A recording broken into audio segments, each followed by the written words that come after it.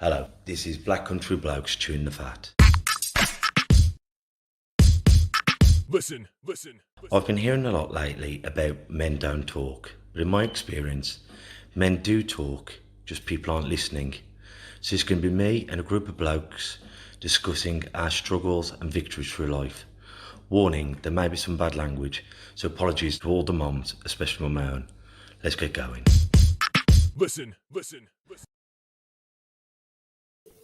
It's the Black Country Blokes chewing the fat. Here with me, Kev Dillon, Lee Cabin, and our special guest today is Andy Billington. Got that right? No, Billingham. Billingham. I'm gonna get it wrong. Nearly. Let me and Andy be talking. He works for the Beacon Centre, and as most of you all know, if you don't know, I'm going to tell you, I lost my eyesight when I was 3 years old to viral meningitis. This left me risk being blind. I'm completely blind in my left eye. I've got 10% vision in my right eye. It gave me something called optic neurosis. This is where it attacks optic nerves. So it's like the wire going from your telly to the plug, and it erodes the plastic around. So the message is coming in fine, but it's getting lost through the optic nerve. And I lost my vision at 3, and Andy lost his eyesight in late life. How old was you, mate? Yeah, so I was 30. Well, I was actually 27 when I first got diagnosed with a condition called retinitis pigmentosa. So with retinitis pigmentosa, you lose your peripheral vision. Yeah. So when I started to lose my sight, I started to notice like little floaters in my eyes, which is a good sign for people to go and have their eyes tested if they start seeing little floaters in your eyes, because it's a sign that something's not quite right somewhere along the line. So I started to get these floaters, and I went for a routine eye check, and I found like there was something not quite right with my eyesight. And when I went to they sent me for the hospital. They'd done a load of tests on me, and they found I've got retinitis pigmentosa, which was a mouthful at the time. Yeah. And the consultant basically turned around to me on that day and said, well, she says, we can't say you're going to go blind, but we can't be sure that you're not going to go blind. Yeah. So That's got a new well, I left there at 27. I know, when you're 27, you're invincible. And I never thought much more of it really until I was in my early 40s. And it wasn't until I was in my 40s that it really took a bit of a nosedive, my eyesight really, and I'm registered blind now, to be fair. Is it one of my friends has got this, and he says your world gets smaller, you lose your peripheral vision. Yeah. It's like tunnel vision. Yeah. So basically, it's tunnel vision. Yeah. So it's like looking through the end of a straw. I've got very little vision in my right eye, and like very, very narrow vision in my left eye. So like, yeah, you basically. As I'm looking at you, I can actually see you standing here, sitting here. Yeah. I mean, the further away you get, the worse it gets. But I can't see anything else around you. Yeah. Do you know what I mean? I can't see what's on. I know the table's here, but I can't see the table. I can't see your mate sitting next to me or anything. Just basically you, and that's it. That's what it's like. And when I went for my eye test, when I went back when I was 40 to obviously get to see the consultant, because obviously it took a bit of a turn. Basically, it was that day when I ended up being obviously registered blind, losing my driving license and losing my job. On the same day, you said? On the same day, yeah. And it's, to lose one is, a blow. When your world goes from Andy the Sparky, who can drive, to blind Andy. Terrible. And I always say, look, I'm not a blind man. I'm a man who happens to be blind. Yeah. But when you first have done it, that's taken me 30 odd years, 37, how many years to come to that realization. But when you're hit with that body blow, it's terrible. It is, well, what on earth do I do now? Yeah. Well, when I went for my test, when I went back when I was 40, I was about 39, I think, coming up for 40, I went back for these tests. And anyway, I had a load of tests done at New Cross. And basically, I went back. I was waiting for the results, and I was under New Cross and under the Manor. I went back to the Manor for the results, and the wife came in with me when we seen the consultant. And basically, he just turned around to me and said, "Well, he says, I don't know how you're getting about." He says, "Because your eyesight's that bad." He says, "And I don't think you realise how bad it is." And then we got chatting about certain things, what I did for a job, which I told him like I was an electrician. He basically turned around on that day and said, well, if it was me, I'd be looking for another job or looking for a different profession. And, like my missus is like, well, you could see, I could see the shock in the face, and then basically he said like to her, how did you get to the appointment? And basically, we turned around and said, I drove, because I did drive. Yeah. And he basically turned around and he said, well, I'm going to advise you now. He says, I don't think you should be driving anymore. Was He it as said- severe then as it is now? It's worse now than it was It then. was. Yeah, but I mean, he said to me, he said, well, how do you drive? Because, like, obviously, you get night blindness with, I'm not explaining, you get night blindness with RP. So basically, if you go into a dark room, you know, like sometimes normal people with a good eyesight, your eyesight adjusts quite quickly. Yeah. But see, mine doesn't, basically. Mine it doesn't. just stays black. You know, when I go, so if I went to the cinema, I could probably see the screen, but I wouldn't see anything else. I wouldn't see the people sitting in the chairs. I wouldn't see the chairs. When you come out of a beer garden and go into a pub, Yeah, it is like it's just somebody's just put a curtain up against you. exactly, yeah. And he basically turned around and said to us, like, you know, he wanted to know. He said, how'd you drive? How'd you get? And I said, well, other night he asked me actually, and I said, well, funny you should say that. I said, because I follow the white lines in the road. And I think when he said that, you know, it was like, perhaps I shouldn't be driving. yeah. And anyway, when we left the consultation with him, and we were walking up the corridor, and we'd got the last appointment. To be honest, he was the consultant run up the corridor to my missus and said to her, "Don't let him drive that car. Whatever you do, don't let him ever drive a motor again." He says, because he doesn't realise how bad his eyesight is. Yeah. And I think it's because you didn't realise, or is it you didn't want to? I just don't think I realised, because I spoke to a lot of people that are visually impaired, because obviously I work at the Beacon Centre, and I've worked with a lot of people now and I've spoke to loads of people that are visually impaired. I think, you know, if you've got a visual impairment, you adapt to the eyesight you've got. Yeah. So it's like your hearing, because there's a guy who I work with who's got a hearing impediment, and we were talking about this. Like, he says, like, what he does is he tends to adapt to what he can hear. Yes. And I'm the same. I adapt, and I imagine you're the same. Yeah, you adapt to what you can see. Yeah. So you don't actually feel blind, if I'm being honest. And look, because even though you know you are. Because I lost my eyesight so young. It's like people always say, like, well, what can you see? And I go, well, yeah. I only know what I can see. If I lost my eyesight yesterday, I go, bloody hell, I'm blind. But because Lee's always looked the same. Bloody lovely, Marcel. But if I was there on a desert side with no one else, I would assume I could see. Yeah. And sometimes for my daughter, when she can read something on that screen now, I'm amazed how well other people can see. Sometimes. I agree. And it's amazing. And because you only know what you know. Yeah. Well, you've just walked me through the gym, and if it weren't for you saying there's a punch bag here, there's a bag here, there's a bag here, watch that step. Yeah. I'd have gone flying. Yeah. Well, one of my friends has got what you've got. Yeah. And he says it's horrible because I identify with this because I tend to look down as I'm walking, so I'm aware. But then I walk into a flower pot. Yeah.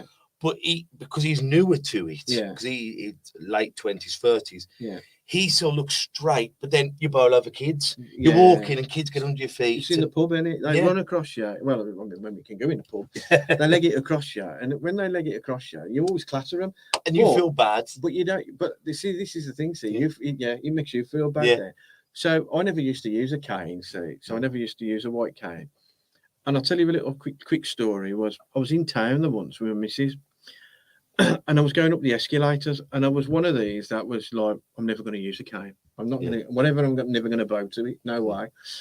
And I tell you what, mate, I said, Kev, I was in town going up the escalators in central town, and I turned round, and you know, like you turn round.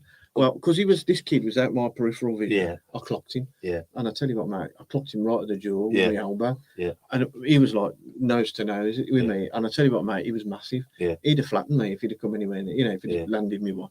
And if it wasn't for my missus going in and saying he's visually impaired, he can't see you, it would have ended up in a scrap in town. And it was because, I mean, that was it that day. It sort of gave me a wake up call. And you know what? When I'm in town and I'm in a crowded area, I'll always get it out now because it's like the parting of the waves. I've got my cane. Nobody will come near me. Do you know what I mean? They run a mile. They sort of just literally just park for you. So you can just carry on and do what you've got to do. So anybody that ever says to me like they're always scared about using one, I'd say, well, think twice because this is what happened to me. And it does take a lot of, it takes a lot to, I mean, when people are young, don't get me wrong, you know, it's difficult to say, I'm going to use it. But it was the fact that if I, you know, now I use it when I'm in crowded areas. I tell you what, mate, it's a bonus. I think the problem is, I've talked to a lot of people this. Yeah. When you're high functioning, you're not wearing like Stevie Wonder glasses and stuff like that. Yeah. People don't really, and they think you're being obnoxious or rude. But I assume that Kane, because I've learned all my life how to deal with it. And I got to boxing shows on the pads, and I've had all my life to get used to it. But you can see the benefits of having it because he's not being, and like sometimes, and we were talking about this, you're there and you go, where's the loose? And I go over there, and you go, over there's a long way. If you don't know where you're going, especially if it's crowded. But I imagine if you've got the cane, like we went out for a meal the other day, and I said, where's the toilet's over there? And then I'm walking around, and I can't find the missus. I'm thinking, oh my God, I'm never going to find her again. But then your heart's going. But sometimes all it takes, come on, sir. What they'll do is they'll take you to the toilet. And It's leave just it there. educating some people, though. You know, like people in, you know, like the staff. You know, when you go into for a meal, like we've always said this, and it's like when you go in for a meal, it's just educating the staff. Like, you know, if you can't read the menu, you shouldn't be afraid to ask them to read the menu to you. Do you know what I mean? And you shouldn't really. But you know, like you're saying about going to the toilets, I always remember me and my missus, we're going back a few years now, went on a date night. Well, it weren't a date night, it was a date weekend. And we went to Liverpool, and we were in this pub down by the dock. And I had to go to the toilet.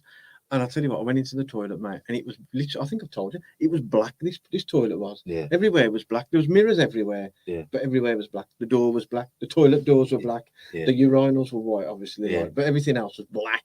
And I tell you what, mate, I must have took me 25 minutes to find the door to get back out. And in the end, because obviously my missus had been waiting at the table for ages, she wondered what was going on. She'd come in to get me. But you're panicked then, aren't you? I've been to some boxing shows and you've gone in there. But in this show, you've got a shower room, then a toilet, then a bed. And I'll go in one door and I'm thinking, how the effing hell did I get in here? I was expecting to bump into David Bowie from the Labyrinth. But I couldn't get out. It was like, and you do panic. You start to panic then. You start thinking, God, how am I going to get out of here? Because you can't find, I couldn't even see the door handle because the door handle was black as well. So everything was like, and it was ridiculous, really, to be honest. But like I've worked with, so obviously I've been in the, I've worked with people now, you know, now I'm in the visually impaired sort of game, really, I would say. I thought you were going to say gang. Well, I suppose I'm in the gang, really, yeah. I mean, I've worked for some, you know, I've worked for a couple of I've worked for a national charity down in London, and now I work obviously at the Beacon Centre. I work with sort of companies and organisations now to make things more accessible for people with a visual impairment.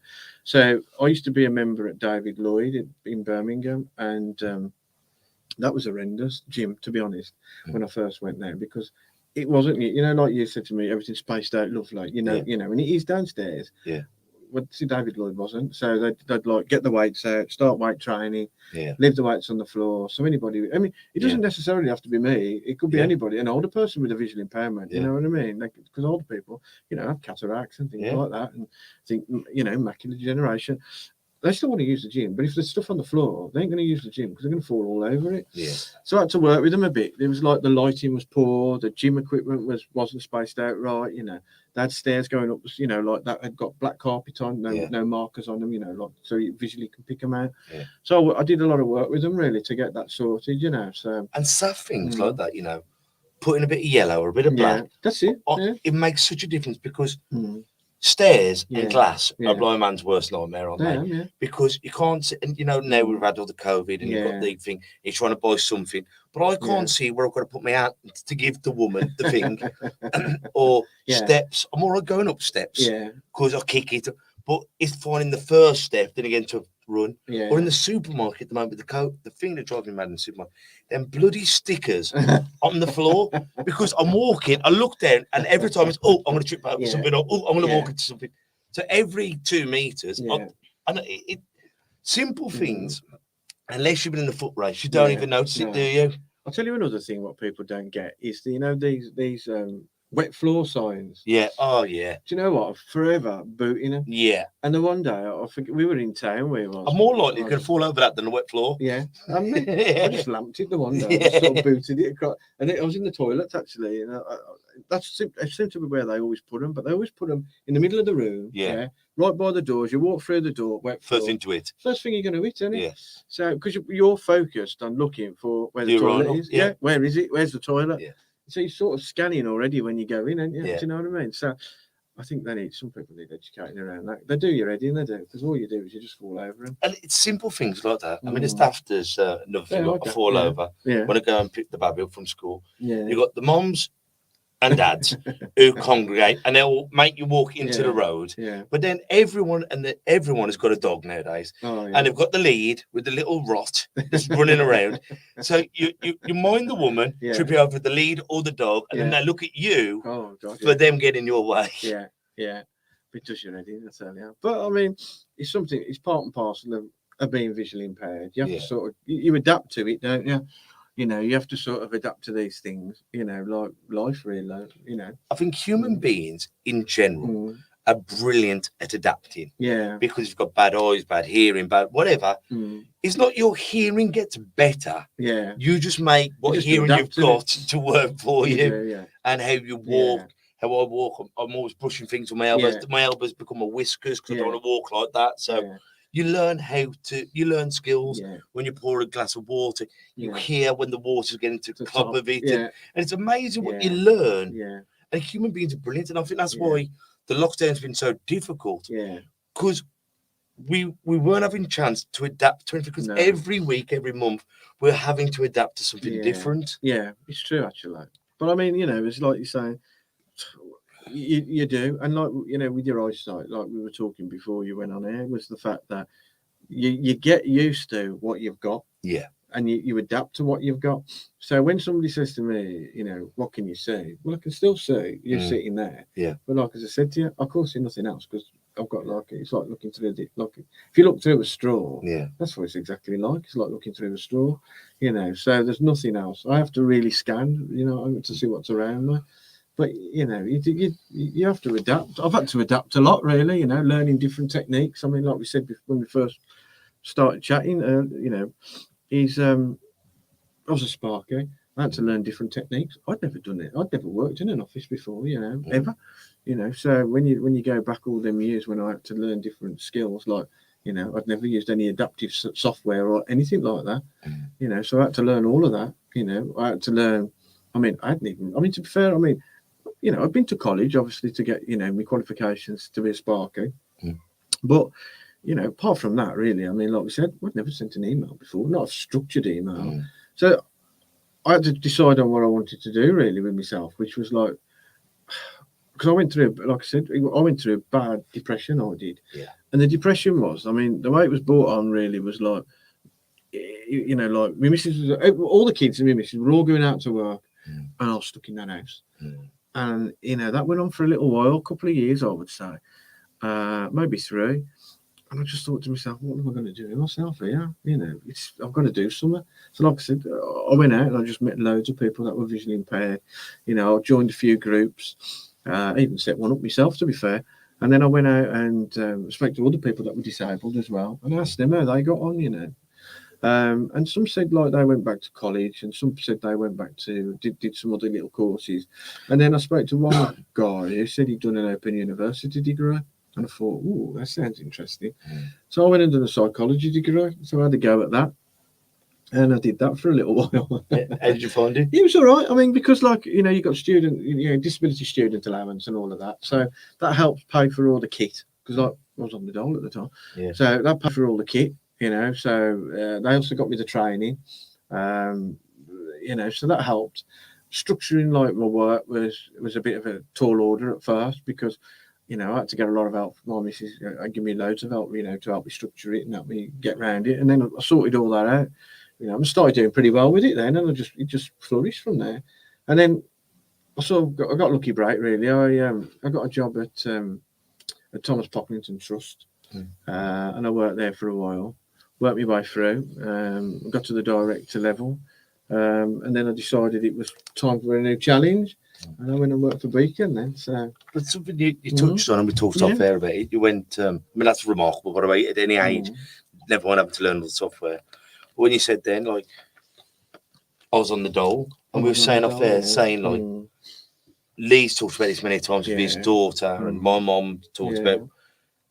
You'd think when they drop this bombshell of you're disabled, or you've got a disability, or you're a person with a disability, they should then go, you are now entitled to Here, here's a leaflet, or we will help you fill out the Yeah, forms. And yeah. it often like this is it. No, I mean, it's a few years now since I, was registered blind. So, but if I go back, like, mate, I told you, I struggled to find anybody with any useful information. They were useless. You were just banging your head against the wall. Even when I was ringing up the unemployment, they were just saying, "Oh, well, we're not sure what you can claim. You need to fill out the form online." It's your job. I said to the guy on the phone, I says, "Mate, I'm visually impaired. I says, can't actually fill that form Precisely, because I can't see it." Yeah. So it took a long time to do it. A lot of heartache, I would say, just to claim, my benefits. Really, it was the fact that I had to take them to tribunal. Yeah. Who in the right mind wants to take somebody to tribunal? Court. You don't want to go to tribunal. It's more stress on you, let alone anything else. Blagging. It's not like, I'm not saying anyone out there is blagging, but it's not like I've strained my back or X, Y, and Z. Yeah. It's I've got a doctor's note. Yeah. I am registered being blind. I am entitled to this. Yeah. Well, I've got a doctor, I've got a CVI, which you've got as well, a CVI saying, actually, this bloke's registered blind. It ain't going to get no better. No. We haven't got to check on it every. No. You can come to the doctor. I still see my doctor once a year just to make sure nothing is going even worse. Yeah. But never they say, oh, by the way, Kev, by next week it'll be better. When I was having the assessments, right, when you have your assessments, I had a lady come into my house, right, and she was waving pieces of paper in front of my face. My missus literally turned around and said, I think you should stop doing that. Yeah. She says, because that's pretty embarrassing. And how rude. Waving a piece of paper. Yeah. Can you see this piece of paper? Yeah, my missus said to me, she says, you can't see that. Yeah. And that's what you're up against. I mean, don't get me wrong. I think things have improved a little bit since, we're going back 12 years and 13 years, So things have improved a lot. You've got organisations. See, I didn't know anything about charities at the time. So, and that's, I think, what needs to be out there a little bit more. It's about the charities that can support you, like the likes of the Beacon Centre, they're brilliant. You know what I mean? The things that they do, they've got somebody who can help you with your benefits. They give you time, to listen to what you've got to say, and the other things as well with the centre is that, if you want to go back into employment, the Beacon Centre have got an absolutely fantastic employment programme for people sort of, working age. Yeah. And I think that's, but that's not, if I didn't know about it, see, we need to sing about that a bit more about what we do as well, But when I was visually impaired and, when I was registered about 13, I think it was 14 years ago now, it's like, it wasn't very well out there. Do you know what I mean? It was like, you're on your own, and that's what it felt like. There was no information. Well, tell a lie. There was a little bit of information, but the information they gave me, it wasn't for my missus being able to read it. Precisely. It was just small print. Yeah. So it's giving somebody who's visually impaired small print to read. Yeah. And I'm thinking, well, that's ridiculous, isn't it? You know what I mean? So really, I think things have moved on a little bit, but not as great as what I would have thought. Like we talk about going back into the, getting yourself back on the, confidence ladder. Like mobility training. Yeah. I waited months and months and months for my mobility training, 2 years really, to be honest. Yeah. Just to get a bit of mobility training. So you're leaving. So this is what concerns me, is that people get left for so long without mobility training. Think of the mental health, the issue we spoke about. It's about the issues around your mental health, because you're sitting at home thinking, have they forgotten me?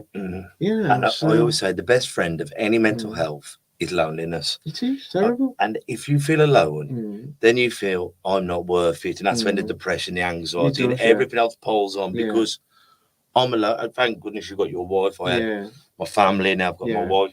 But them poor souls who are trying to do it all on their own.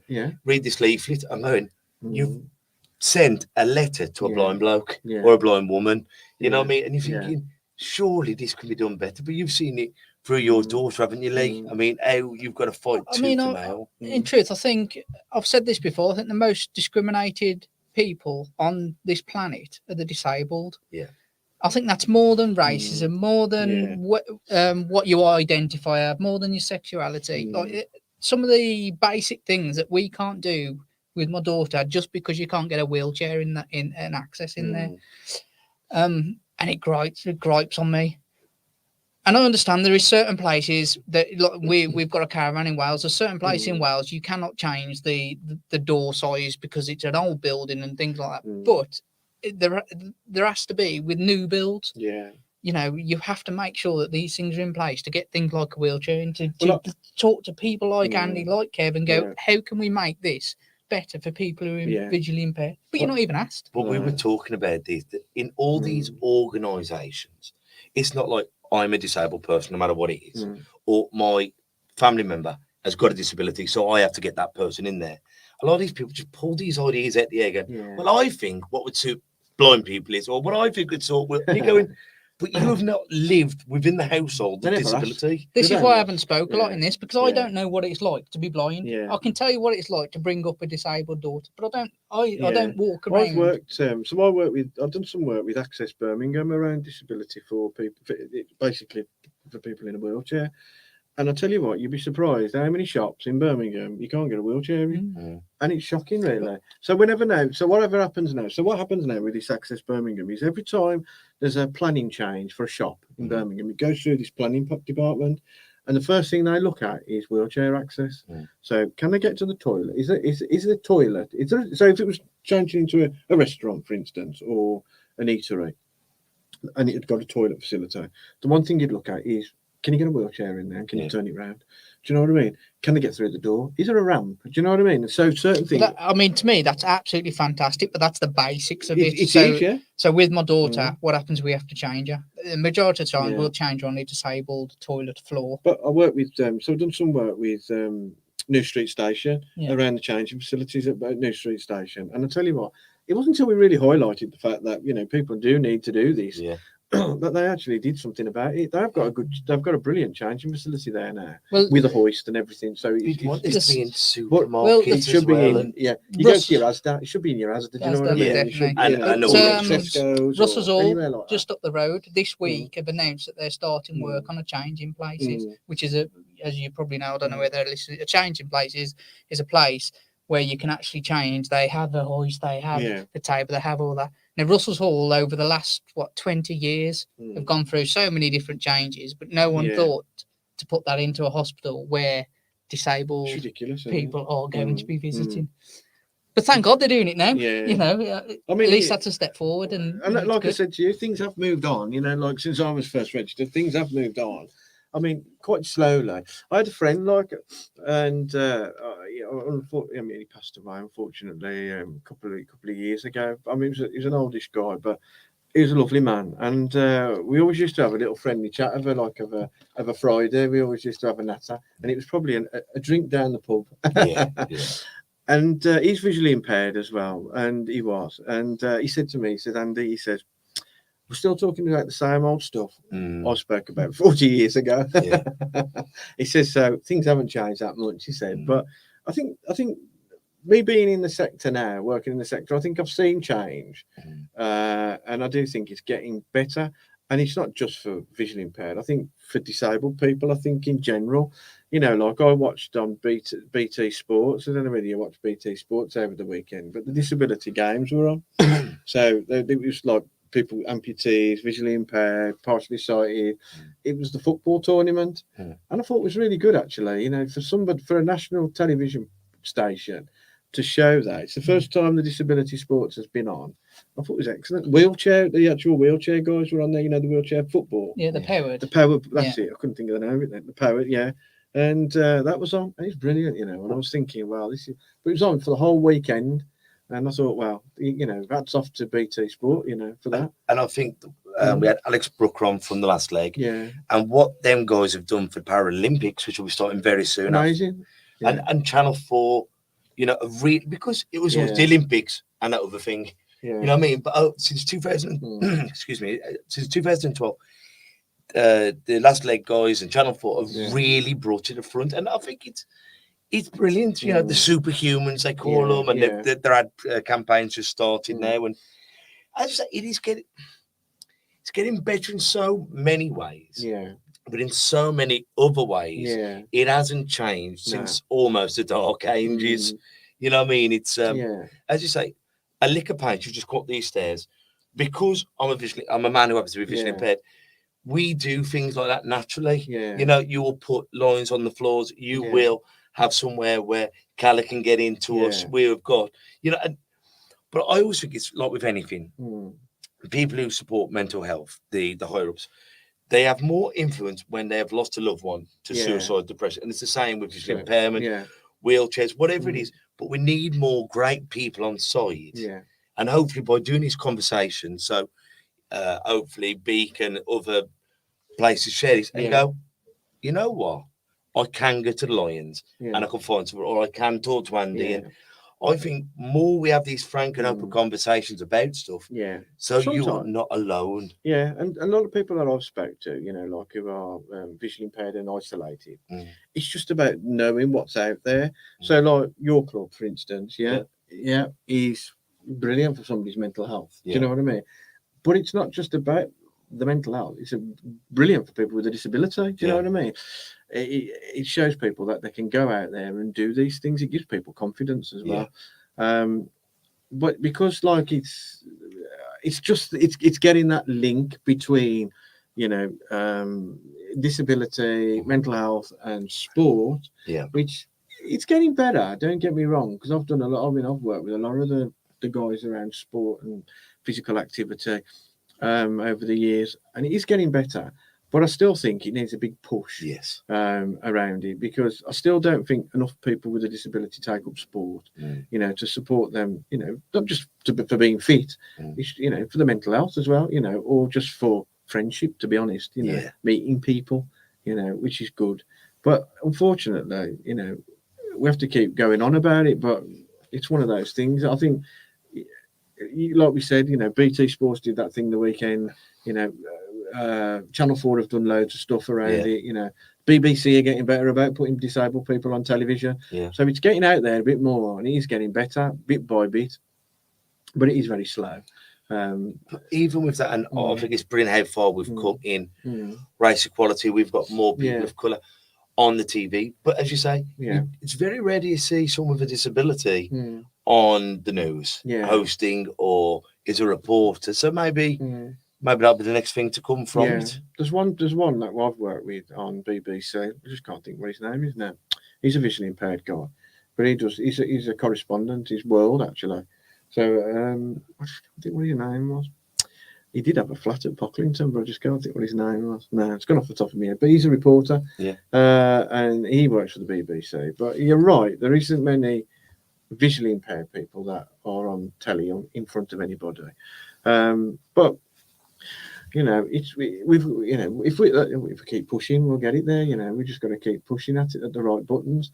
I think it's educating others, I think, rather than, you know, but not just that. I mean, some of the people I've worked with are visually impaired, need educating as well. You know what I mean? So, you know, they'll sit there and they'll think, oh, I'm visually impaired, but they don't know about all the stuff that is out there to support them. You know, like the gadgets they can use.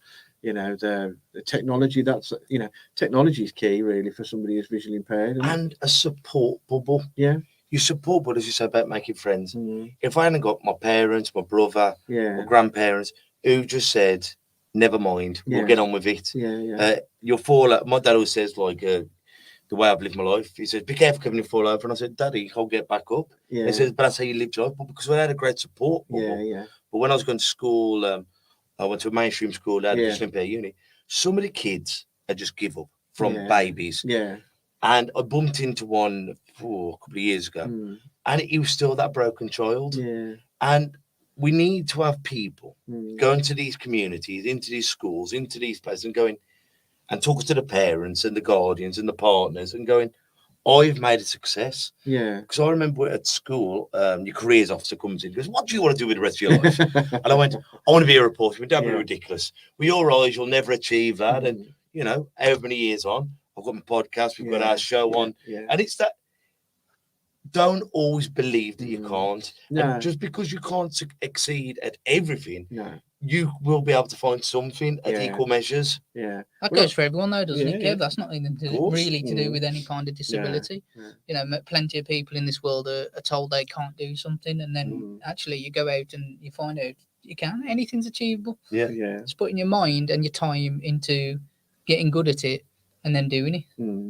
Impossible is a large word that Yeah. small-minded people throw around to stop other people achieving their greatness. Yeah. I It love does. that quote. Yeah. But I mean, when I look back and you think, like, how long have I been visually? Because a lot of people say to you, don't know, how long have you been visually impaired? But if I think back, like, over the years, I could never hit a tennis ball back, Was that the when I was a eyesight kid, yeah. I think it was, yeah. You try and whack the tennis ball back. I never see it. Yeah.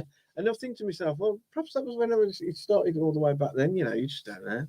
But yeah, as you say, I mean, education is key. I think, making sure that people are educated, around visual impairment, not just visual impairment, disability, because as I say, I've worked with a lot of disability groups, and I've worked with a lot of the councils around here, like Birmingham, Dudley, Wolverhampton. And they do need a bit of educating sometimes. But I think all people do that. I've said this before on the podcast that when we're walking around with my daughter and they see a wheelchair, you'll see the mums and dads tend to steer the kids away from us. Whereas the kids are just inquisitive. They're seeing this fancy wheelchair coming up here with flashing lights, and I just want to, they want to look and ask. And I think you've got to encourage people like that. Don't walk away. Come up and ask us a question. What's going on? Where'd you get this wheelchair? Whatever. And that breaks down barriers. If they can come up to feel the confidence to come up to us, the parents and the child, to ask us questions because they're inquisitive, that means we can break down barriers and I suppose normalise people that are in wheelchairs or people that and that's asking questions. But some people were saying about that person who's waving the paper. Yeah. Ask a question, but don't be an arsehole about it. You know what I mean? And some people, you see, when you're thinking, I've got a better story than that. Yeah. So when I first lost my sight, I wanted to get back into. Obviously, I wanted a job because I got no money. Do you know what I mean? I was skint. So I went for a careers interview. Well, not really a careers interview. I wouldn't call it a careers interview. I'd say it was like a back to work interview. Yeah. And the woman, I went with my missus, and we were sitting in this room, and I ain't going to say the company because I think it was really embarrassing because we're a visually impaired charity. Oh. That did this, and they were over Birmingham, so you can work it out. I went in for the interview, right, and the woman turned around to me and said, "Well," she said, "I said to her, look, I need to obviously retry and do something." I said, "Because I don't want to sit here and just waste away to nothing." Yeah. She turned around to me and said, "Well, you could be a painter and decorator." Yeah. To a visually impaired person, you could be a painter and decorator. I said to her, my missus was laughing her head off. I said, "Would you want me to come in your house and hang your wallpaper for you?" I said, "I'll do it any day." I'll cover the cat. My missus said to me, she said, "I've had enough of this. I can't take no more of this." She said, "Get your coat, you're gone." And she pulled me out of the room. Yeah. We just left. Yeah. But some people, as you say, it's these people. Painter and decorator. In these fields. I take it she wasn't visually impaired then. No. And that's... She worked for DWP. But this is... With all these things, we need people in the mental health game. People... Because PhDs are great. They're lovely to have on your wall and show off to your next door neighbours. But life experience of saying, I have lived with a visually impaired person or I am visually impaired. Same with the mental health industry. I openly say I have panic attacks and I've had depression. That's why I hope I'm more relatable. We're more relatable because we've been in the race. But when they go, well, have you tried? You go, but have you tried this? Have you been on this race? You know what, Kev? That reminds me, I was listening to a podcast earlier, which I won't mention, but they basically said on the podcast, if you're feeling depressed, go out and exercise. I'm thinking, have you actually experienced depression? Because if you depression, the last thing you want to actually do is exercise. Exactly. Get off the settee. You know what? Getting your ass off that chair is the exercise. It is. I mean, it took me all my effort to do what I had to do, and I just think it was. I'd had enough. Do you know what I mean? It was like, what am I going to do? Am I just going to sit here all day? Because that's what I was doing. Yeah. I was just sitting there all day. You can't be bothered to get for a wash. No, you know what I mean? No, you can't. And it's terrible. And it is. It affects all types of people. Not just people with a disability. We know it does. Well, the last 18 months have showed us that. And like what you said, it's like I've lost my job. My wife's still got, and how many of us out there have gone through that? We've gone from being the bricklayer, the sparky, the gym instructor, to sat at home. And then so many of us in life, we identify with our job. When we're in the pub, what's your name, what you do? Yeah. And then when you go, well, I'm Kev, actually, I don't know. Yeah. And once you've lost that, it's, Yeah. you lose your identity, You do, and a that, little and bit. then Yeah. you're in the dark room, and you're Mm. just fed up. Well, if I can't do that, what am I? Mm. If I'm not earning the bread, who am I? That's true. Yeah, I agree. Yeah, it's difficult, I think, to get yourself back on that ladder. Yeah. It does take a lot to do it, and it's a lot of soul searching, I think, and to get yourself. Yeah, I'd had enough. I had, and I thought, well, but you're right. Like when you say about like anxiety, it is that bit of anxiety because you start thinking, can I do it? Yeah. Can I do it? Can I do this? I'll tell you what was hard for me as well was. I've always had a support worker, so I had a support worker when I started Pocklington, and I had the support worker for I don't know 3 or 4 years, maybe it might even be longer than that. And it was great. It worked great. They'd pick me up and take me home and everything. But when I started Beacon, I had to catch the bus. Yeah, and they're bloody And hard I to tell you what, mate, yeah. I ain't caught the bus in years, Yeah. right? And I tell you what, somebody who's visually impaired catching a bus, so I had to catch the bus, the tram. Well, I live in Great Bar, so I had to catch the bus, the tram, another bus to get to the Beacon Centre. And there's a guy who works there. He's a good friend of mine, actually. He got guide dog. He just said to me, he says, just do it, just do it. And what he did, he met me for a bit. Yeah. So he'd meet me. I'd get on the train. We went a different way. We'd go on a train. He'd give me a bit more confidence to go on my own. So then what he'd do is he'd drop it a bit. So he'd do it every other day, or he'd go further out and meet me further out. And he did really well. And he's a good friend of mine. And he works at Beacon. And he gave me the confidence then just to get on that bus and do it myself. But trains talk to you, don't they? Now on the platform going to Birmingham, buses don't, and that's the thing. And some do, some don't. Like the ones out. Some of them are. I mean, the platinum buses do the new ones. Do they? Yeah, they're pushing now to get them. Should be. Yeah, well, that's it. That's something that's easily fixed. It's already there on trains, so surely it's the same technology you use on. You can use on a bus. But it's even if it's a CD player. Yeah. Press play. That's it. But it's like if you look at London, because I worked in London for quite a number of years. So if you go to London, like the bus services down there, 100% all talking, every one of them. They wouldn't get away with it. Up here, you're lucky if you've got 10 or 15% of buses that talk to you. Up here, because it's not the done thing, but it needs to be, because even if you're deaf, if there's a screen that you can see, to say what stop you're at. Yeah. If you're visually impaired, you want to hear it. Do you know what I mean? So, it's just a bit of education really, and getting them to do it. I did do some work with National Express around the audio visual stuff in on these buses, but since I left Pocklington, it never sort of carried on. It sort of slowed right down, but it does need a bit of that really, So. But that's not unrealistic to get that done, is it? No, it's easy. But you know what tends to happen? Like you'll go on a bus and it tends not to work, and they say they can't switch it off, but I don't. I think they can, because it gets on the driver's nerves, so they don't switch it off. But the things, like the basic things, they don't wait for somebody who's visually impaired to sit down before they drive off. They're off, man. I'm telling you. So before you've even grabbed the bar and sat down, they've gone and you're gone. Yeah. I mean, so I fell off, a few buses over the years.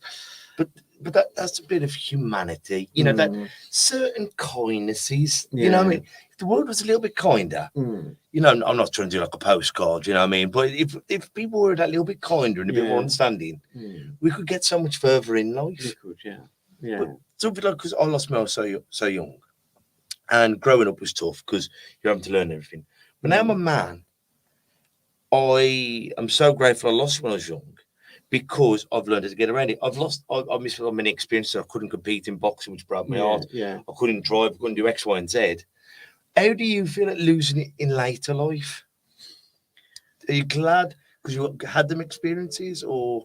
Probably, yeah. Because I've had that experience of driving. So I think the driving bit, I mean, it was difficult to give up driving, because it is difficult to give up driving if you've had it, and they took it away from me. I drove since I've been 17 years of age. I passed my test really early in life, and I've always had a motor. And when I was told I couldn't drive, I got like my works van. Yeah. I'd got and 3 cars, you know. Yeah. So, and they were decent motors. They weren't cheap knackers. They were not nice cars. And basically, keep seeing them sitting on the drive was soul destroying. Yeah. I ended up. I just said to my missus, "Get rid of them all." So we did, like, but it is difficult. You know, I think the hardest thing for me was losing my job. You know, because that takes everything away from you. So the things, well, it's the things you like in life, and you know, I like the finer things in life. I like to spend my money. Do you know what I mean? I don't like to sit with it in the bank. I like to spend it. Yeah. And the problem was, I went through quite a while without any money because I weren't earning. I was just living on the stuff I got in the bank, you know, because obviously I had to go to tribunal and all that stuff and that stuff that comes with, you know, telling people you're visually impaired because they don't believe you. Yeah. You know, it's a nightmare. I had to go for so many assessments. It was ridiculous. Yeah. I mean, you feel like a criminal, don't you? Well, you do, yeah, because I don't understand why they don't believe what the doctor's telling them. Yeah. So you're going for an assessment with an assessor, yeah, and they don't believe what you're telling them. So you know they don't even believe what the doctors wrote. You know, my doctor's saying, "Oh, he's visually impaired." You know, his eyesight, whatever it was, I can't remember at the time, but they don't believe that. So you've got to go you've got to get yourself all the way over to town because it's over Birmingham. You got to go in there, get all the stress of sitting in the waiting room, go in, have the interview with him, you know, while they do the assessment with you. It's absolutely ridiculous, Kev, honestly. I've never known anything like it. It's terrible. And PIP is still the same now, you know. I mean, that was disability living allowance at the time. Yeah. And ESI, which I don't know whether it's the same now, I can't remember.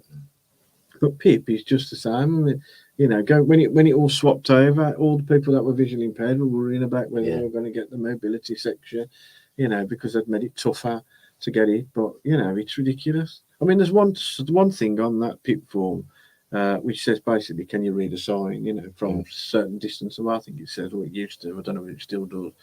But because you're visually impaired, you meet the criteria. Am I saying no? Because you don't, you can't. You know, or can you navigate on a map or something? It is or some stupid question. But aren't they stupid questions? They're daft, yeah. I mean, they are daft questions, but they put you through all that aggro and all that heartache and all that stress. You know, waiting to see whether you're going to get any unemployment benefits. Are you seeing a specialist, basically? Yeah. Yes. Yeah. Does your specialist agree that you're disabled? Yeah. Yes. Sound. What's your bank? No, exactly. Yeah. But you say, don't you, Lee, like with your daughter, she's in a wheelchair, but loads of stuff wrong. But then they will ask his other children about. So it's like, I'm not battering her. I'm not a bad parent. She is a poorly girl in a wheelchair. You know, why are you talking to the other children about it? No, that's slightly different from that. Social services. So because she's disabled, social services are involved with her care, and she gets hours allocated for carers from social services. Every time anyone mentions social service, they think you're doing something wrong, don't they? But that's not the case for disabled. But what they have to do is come and see us at home. And when they come to see us at home, they treat it like we are doing something wrong. So they'll go, can I speak to your other children? Can I see a room and make sure? And I'm like, hold up, you're not. That's a separate issue you're dealing with. You know, you're not come here to see we're beating our kids or anything like that. You know, you shouldn't have to see our other kids. You're here to make sure we're giving our daughter the best welfare. You know, and I understand that. So they do have to look and make sure she's well kept and everything else. But you're not there to see we're you know, and they make me feel like a criminal. They really do. They make me feel like I'm not. Hold up, I'm not. You're not here for that. That's dead right. That is. You know, when you go for your PIP or you go for when it used to be ESI, they do make you feel like you're a criminal. Like you shouldn't be asking for it. But you know, I didn't wish to be visually impaired. You know what I mean? You know, unfortunately. The mad thing is, we're in a fantastic country where we do get those benefits. There's places around the world that don't. So you know that you appreciate it when you've had to use it, like we do with my daughter. but you shouldn't be made to feel a criminal because you're asking No. for that help. That's No. what it's there for. Yeah. Yeah. I mean, I've got friends like who've got my condition who live in America. I speak to them quite a lot, you know, and they've got a benefit system over there, the same, you know, it's very similar to ours, you know, they have got a benefit system. But even he said the same. He says, like, to get it, it's like you have to go through so many hoops to get it. He says it's ridiculous, and it's the same over here. You know, you have to literally go through so many different sections to get it. Some people give up eventually, you know, because they can't. The mad thing is about it, if they actually stopped and looked again, like my Mm. daughter, like you, like Kev, your condition is not going to change. No. No, it might get worse, but it's not going to get better. Yeah. So they could save themselves so much time by going, you're guaranteed this till the end of your life. You don't have to do this every year. We don't have to get a person to come and assess you every year. So that saves us money. Yeah. You know, you just in the long run, if they actually thought about it, it would save a lot of money on their end. Oh God, yeah, certainly would. Yeah, I agree totally. Certain things need changing, don't they? Yeah. But hopefully, by having these conversations Yeah. on here, and as we get bigger, Yeah. people can start identifying and going, yeah. Have you had any questions or anything in there today? Mate. Well, I'm going to, Andy, thank you for coming on. That's all right, mate. I'm going to advertise our show on Thursday and next week. Yeah. And then while I'm talking, have a little think if there's any sayings or quotes that have helped you get through life. Yeah, all right. So tomorrow is our support group that we do every Wednesday here at the Lions IBC. That's 7 till 9 here at the Boxing Club. We haven't got to book people in anymore, so you can just turn up. We will ask for your name and email just in case we have anyone has an accident or anything, just to cover our backs. On our radio show on Black Country Extra, if you haven't downloaded the app, get onto it. And you can catch us 7 p.m. till 9 p.m. And we're joined by the legend, which is my dad, Bob Dylan. Now, he's not going to be talking less about boxing and the Olympics. He's going to be talking about his own bout of depression and anxiety. And anyone who's met Dad, what a fierce lion he is and brave and confident. But this can affect anyone. So he's going to be coming on, sharing his experiences. And next Tuesday on the podcast, we have got Richard coming on from Wherley. So he's from Dudley Integrate, and he's coming on hopefully with Keeley, his manager, to talk about what they're doing within Dudley community to get people out of the house, really, and get them into clubs and things along that line. That's it, guys, because as I always say, best friend of mental health is loneliness. So the more we can reach out and be there for one another, be it a text message, phone call, knock on the door, whichever way your way, find your medicine and be there for someone you love. So, Andy, thank you once again for coming on. Have you got any quotes, sayings that have helped you get through life? For me? Yeah. I don't know, really. A saying for me? I don't know. Or from your organisation, or just something or a mantra that's just helped you get through? I suppose all I would say to people is never give up. Do you know what I mean? Never think you're ever going to, never feel you're defeated. Always look on they all say look on the bright side. But I would just, always try and look forward. There's always something out there for everybody.